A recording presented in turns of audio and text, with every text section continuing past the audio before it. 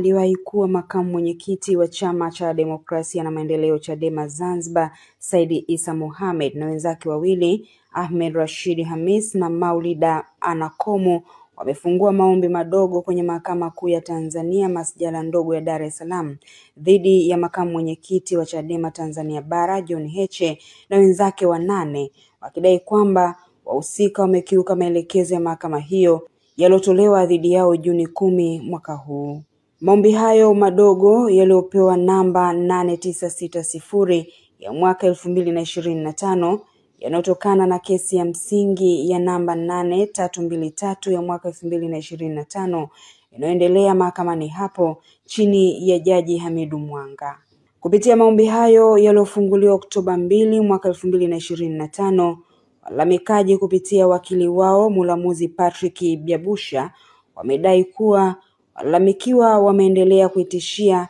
na kuandaa mkutano mbalimbali ya ndani kutoa maelekezo ya kazi za kisiasa yanayohusiana na hicho na kuzungumza na vyombo vya habari, jambo ambalo ni kinyume na marufuku iliyotolewa na mahakama hiyo.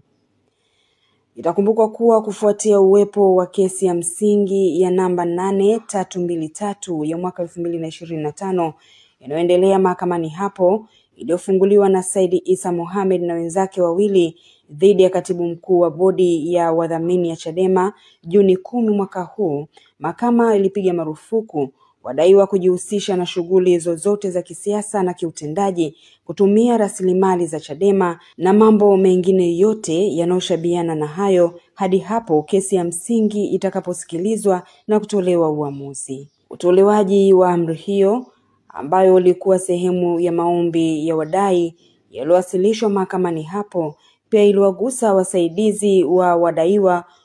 mawakala wao na wote wanaofanya shughuli zao kwa namna moja au nyingine chini ya mwavuli wa Chadema. Ikumbukwe kuwa katika kesi ya msingi inadaiwa kuwa chama hicho kimekuwa kikitenga Zanzibar katika shughuli zake mbalimbali, ikiwemo mgawanyo wa mali, rasilimali fedha na vingine vingi. Sambamba na hilo, inadaiwa kuwa chama hicho kimekuwa kikitoa kauli zinazoashiria udini, ukosefu wa usawa wa kijinsia na viashiria vya kuvuruga muungano, jambo ambalo ni kinyume na katiba ya Chadema, sheria ya vyama vya siasa na katiba ya Jamhuri ya Muungano